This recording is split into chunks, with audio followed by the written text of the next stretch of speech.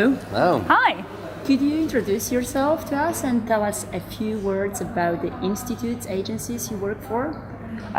So my name is Anne-Lise Johnsen. I work for Arsenal Football Club in London, where I'm the youth product manager. So I oversee anything to do with youth marketing. And you? My name is Ben Frost. I work at the Pineapple Lounge. We're the UK's fastest growing youth, family and kids specialist agency. We are based in the UK, but we actually operate all around the globe and work with multiple brands across several different categories.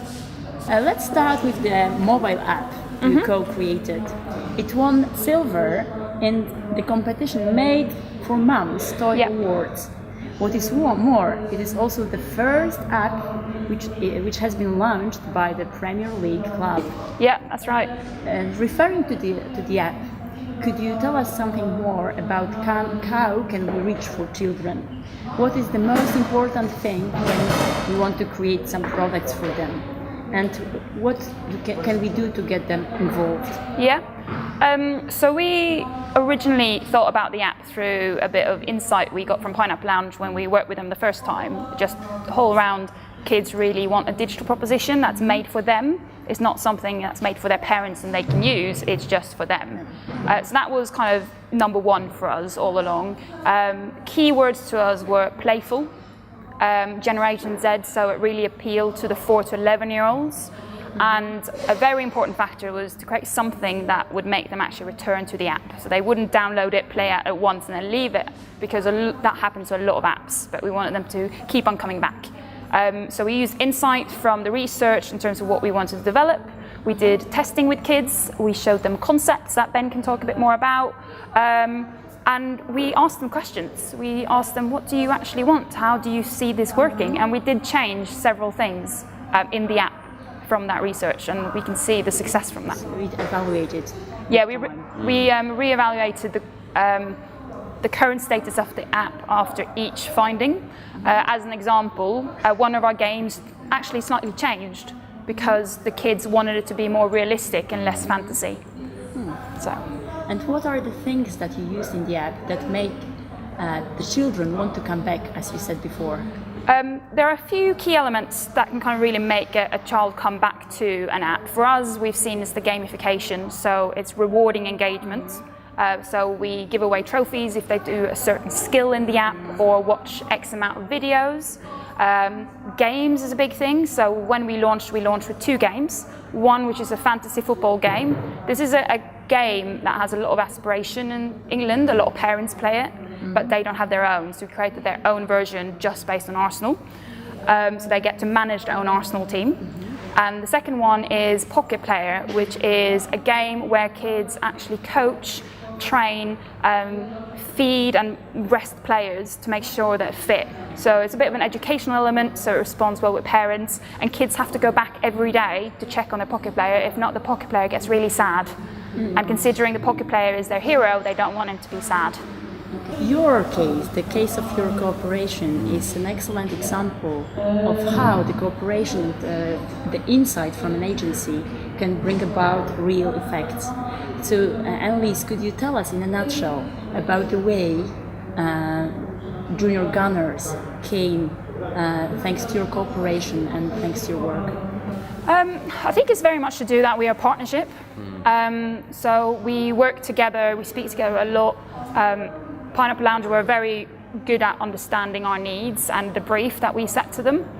And the fact that we took their insight from the last deck they presented to us, took that away and almost ran past a few ideas by them as well. So what do you think about this? Because they do have a consultancy arm to their business as well. So we tapped into that a bit. So I think the most important thing for us, it's a partnership. That's why we've been going for 2 years. We've been doing 4 or 5 different research projects together, and it's a partnership I personally would never want to lose out on. I would always just go to them rather than finding anyone else. Okay, we're talking mainly about the app, but what other results of the research by Pineapple Lounge and by your cooperation? Yeah. Could you observe in Junior Gunners? So there's been a lot of change in Junior Gunners because of the insight we now have. One is that it's much more family friendly. So going from being a proposition just for children, it's now more a proposition for families. We still honor kids and we still give them their day out and their events out by themselves. They still get the best opportunities to, for example, meet a player. But we also now offer family events where we take over a part of a park and give a whole 250 families tickets to go and enjoy the park as well as football. This insight we never had before. Digital proposition is obviously a big one. Also the whole piece around targeting communication, so really drilling into the different age groups and speak to them differently. So how do we speak to a 0 to 3-year-old? Actually, we're speaking to the parents, so let's start doing that. How do we speak to a 12 to 16-year-old? Yeah, that's differently, and let's actually acknowledge that they won't always want to use the channels we are on, but as long as we're across the other club channels, then that's fine. Thank you very much, Anne-Lise. Now I will turn to Ben. The cooperation between your agency and Arsenal Londyn was nominated for the award Business Impact of the Year in the competition of market research society. So this makes two questions come to my mind. The first one is, how, from your point of view, can an agency cooperate with a client in order to coin it into success for both sides? And the other question is, what kind of client Anne-Lise and Arsenal Londyn were? Was it difficult to work with? Oh, that's an honest question. Yeah. I think, as Anne-Lise quite rightly said, it's been a partnership from the beginning, and that tends to be how the Pineapple Lounge work, how we prefer to work, is create a relationship with the people that we're working with. It makes things much easier, there's much more transparency, there's much more honesty. If you work in collaboration, it just makes things go much more smoothly. So as we've said, we started out on the journey together. They came to us 2.5 years ago when we started the first project, and we've stuck with them since then. So we, just as much as these guys have created, have been part of the journey. We've kind of seen how the Junior Gunners membership has developed. We've been part of the digital process. As Anne-Lise said, they've used us for consultancy. So even at times when there wasn't a project running, they would come to us and say, we're just checking in on this, like, how do you feel? We're going in the right direction. So constant evaluation? Yeah, constant evaluation, constant checking in, and just, I think, always transparency and total honesty has kind of got us to where we are now. In terms of what they like to work with as a client, I couldn't ask for a better client than Anne-Lise. But in all honesty, it has been incredible. I actually feel in terms of how their team work and how we work is quite similar, which also helps. So they kind of have the same ethic and work ethic that we do, which kind of helps also when you're building that relationship. We're not working at odds. We're always trying to work to like a greater goal, I think. So was there any kind of pressure of working with such a big client and well recognized worldwide? Yes, absolutely. And also it was for our first football club as well that we'd worked with, so it was quite a new, very different. It was actually, when I joined the Pineapple Lounge, it was my first project that I'd ever worked on. And I don't really know, or didn't know anything about football at the time, so it was quite an undertaking for me, but it was also great coming in with this fresh pair of eyes. And I used to say to Anne-Lise, like, just tell me things, like, tell me about this world, like, tell me what I should know so I can speak to the audience about it. So there were some pressures, but I think it kind of stands for itself, the relationship that we've got and kind of the work that we've done together. So from what you're saying, you could both learn from one another in Definitely. cooperation. Yeah. Okay, you carry out extensive research and interesting projects. One of them is Project Cool. So could you tell us what does it mean from the perspective of a child to be a cool brand? That's a big question. I think what we find more and more so, especially with this generation, is that cool can actually mean different things to different people.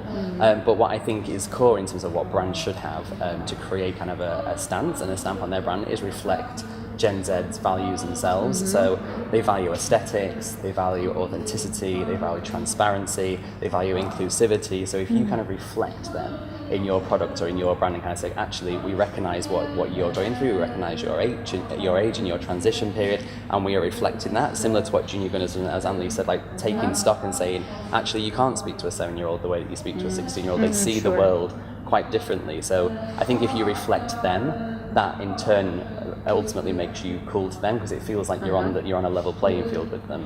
So you think they feel it? The children really pay attention to Absolutely, yeah. they are much more attuned to what brands are doing, and they are much more honest in calling you out if you aren't doing it, which is why sometimes you see more surface relationship with brands in terms of the fact that if you aren't kind of reflecting them and showing that you understand and reflecting their values, the relationship will probably be much shorter.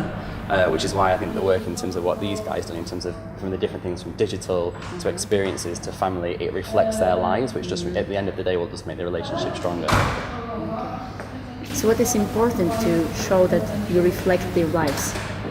I think in terms of some of the things that they were doing, like they say, they're much more close to their families, they get involved in shared happiness, so doing things such as these events aren't just for you, they're to bring your family along as well, share in it. Reflect the fact that they have quite busy lives, they are digitally focused, so in terms of the games that they've created, in terms of the things they've done in terms of the bragging rights, like show that you are authentic, give them real facts, give them real merchandise, show that you're kind of not pretending, as Anne-Lise said downstairs in terms of some of the older packs that they used to give away, it felt a bit old and a bit old hat and it didn't necessarily feel real anymore, whereas actually what they wanted was, I want to be part of your club, so give me something that's authentic and let me share in that. So I think all of the stuff that they've done off the back of the research and in the youth membership now completely reflects Gen Z and where they are. And now let us refer to your perspective and your point of view.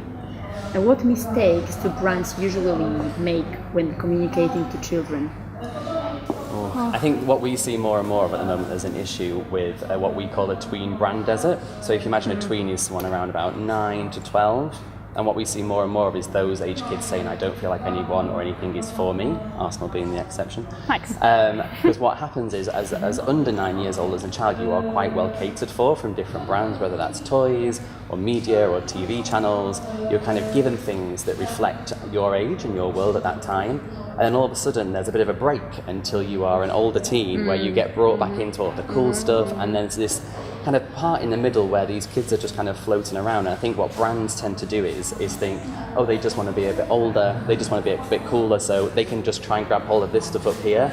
And if they don't want to do that, they have to regress back down here. And actually what these kids are saying is, I'm actually at a really important time in my life and I need you to reflect that and show me things. And I think often brands don't think that's a worthwhile age, whereas actually we think it's a really critical age, and it's also where you'll build the strong relationships for the future. So if you get them at that earlier age, you're more likely to carry on a journey with them all the way into adulthood. Same with junior gunners, if you get them in at an early age, you're much likely then to keep a member all the way into adult life, and then that will cascade down onto their family as well.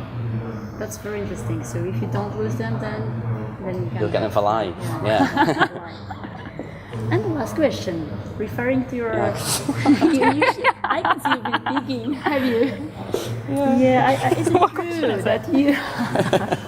Is it true that you used to sing in choirs, and even that you took part in a TV program by CBBC, which was called Blue Peter? It is true. I do actually still sing in different choirs. I sing in a choir at the moment, but when I used to work at the BBC, I used to work at Children's BBC, and there's a big programme they have called Blue Peter, which I think has been on for over 50 years in the UK, and each Christmas they do a big live Christmas episode, and I was selected twice to sing live in the choir on live TV. You haven't known that?